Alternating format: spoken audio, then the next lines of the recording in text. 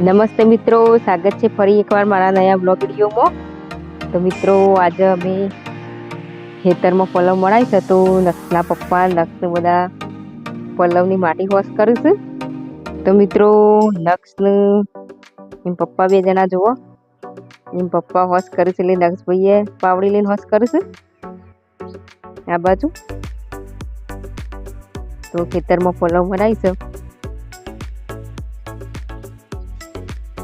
નક્ષભાઈને શોખ છે।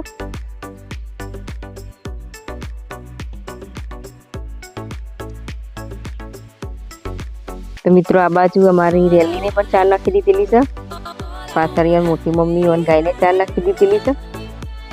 આ છે અમારું ખેતર।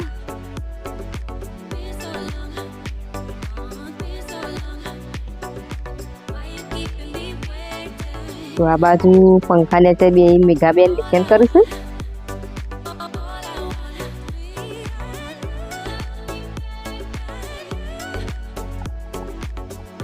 તમે જો મેઘાબેન આ બાદ લેશન કરવા બેઠા છો। તો મિત્રો નક્ષને આવું જોઈએ છે બીજા ખેતરમાં, આ બાજુ આવીને પાણી પીવું છે। નક્ષભાઈને તરસ લાગી છે એટલે આવું નક્ષની પપ્પા બે જણા જશે થોડું આગળ ખેતર સૈકણ તમને એરા બતાવી દે। આવું નક્ષની પપ્પા બે જણા હેડ્યા છે તો તમને એરા જઈને બતાવી દેશું। જુઓ નક્ષ ભાઈએ ને એની પાવડી લઈને કેવા હેડ્યા છે આગળ આગળ।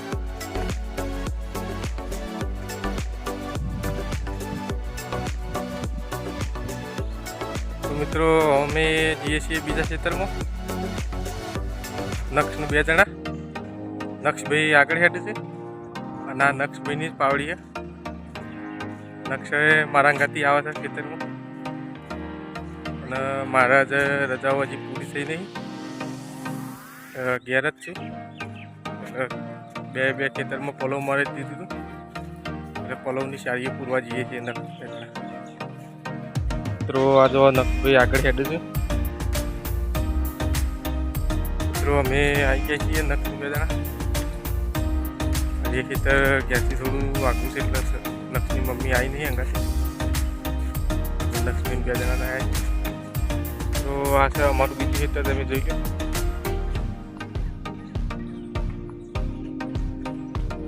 એ શાળી પૂરવાની છે, હવે નક્ષબેન બે જણા પૂરી કરશે શાળી।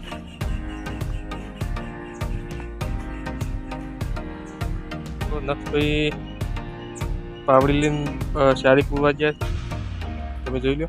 તો મિત્રો જો અમે નક્ષ બે જણા આટલું વોશ કરી દીધું છે અને હજી આ બાજુ બાકી છે। નક્ષભાઈને થાક લાગ્યો છે એટલે ઉભા રહ્યા છે પાવડી લઈ।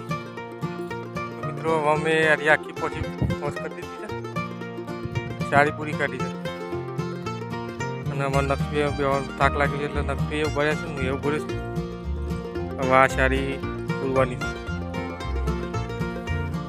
મિત્રો જોઈ લો તમે, આ પછી શાળીએ પૂરી કાઢી છે અને હવે અમે નક્ષભાઈ બે જણા ઘેર જઈએ છીએ।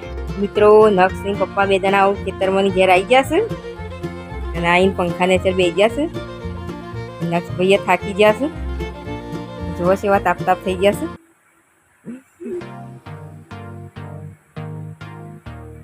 તો ઘેર આવી ગયા છે નક્ષની બે જણા, પછી નહીં ધોઈ લે। તો મિત્રો નક્ષના પપ્પા બધા નહીં ધોઈ લીધું, તો નક્ષ ભાઈ નહીં લીધું છે। તો મિત્રો મારો આ વિડીયો પૂર્ણ કરું છું। તમને મારો વિડીયો ગમે તો લાઈક, શેર અને સબસ્ક્રાઈબ કરજો અને સપોર્ટ કરજો। જય માતાજી, જય શ્રી કૃષ્ણ।